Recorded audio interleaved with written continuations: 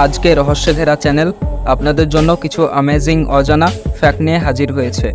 তো ভিডিওটি শুরু থেকে শেষ পর্যন্ত দেখতে থাকুন।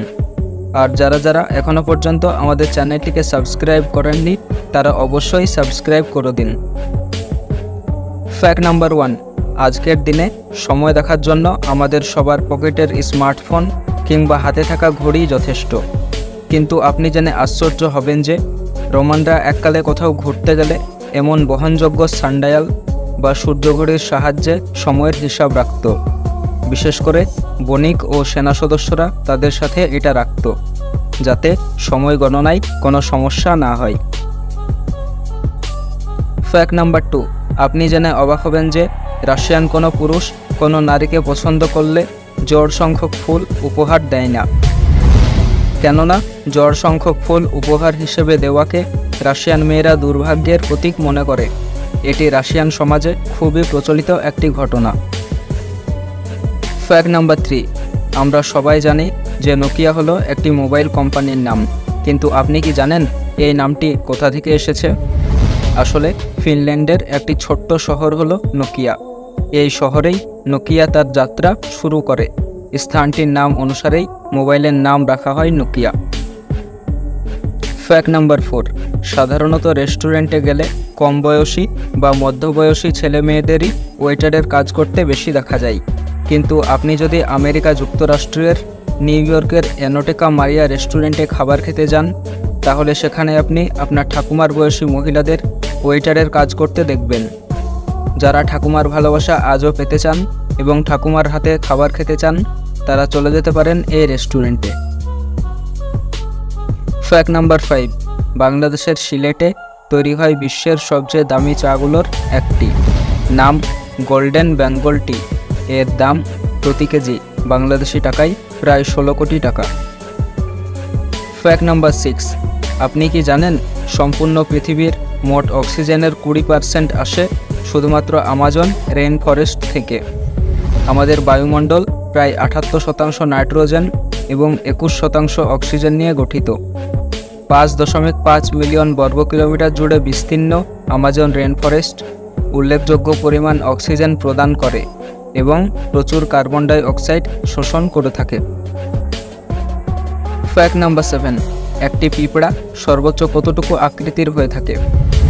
সবথেকে বেশি হলে একটি সিদ্ধ চালের ভাতের সমান।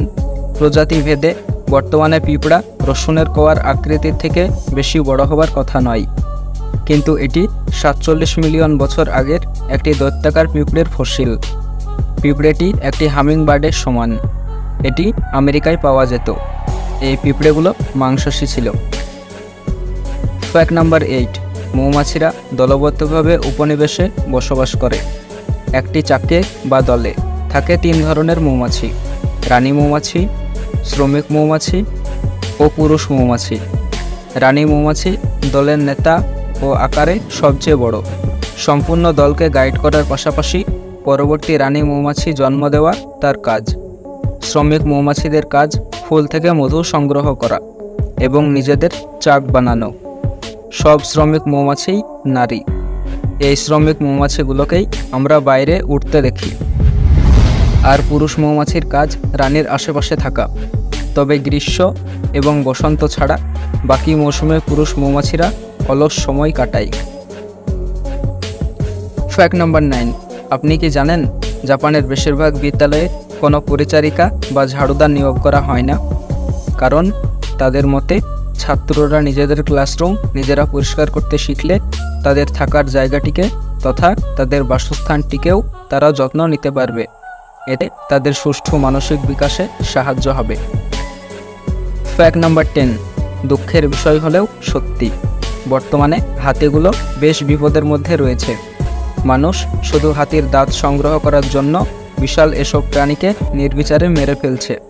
তাছাড়া শিকারের কারণেও অতীতে বহু হাতি মারা পড়েছে মানুষের হাতেই। আফ্রিকান হাতির তুলনায় এশিয়ান হাতির সংখ্যা বেশ কম। এশিয়ান হাতি বর্তমানে শিকারের হাত থেকে অনেকটা রক্ষা পেলেও আছে আরও অনেক বিড়ম্বনা।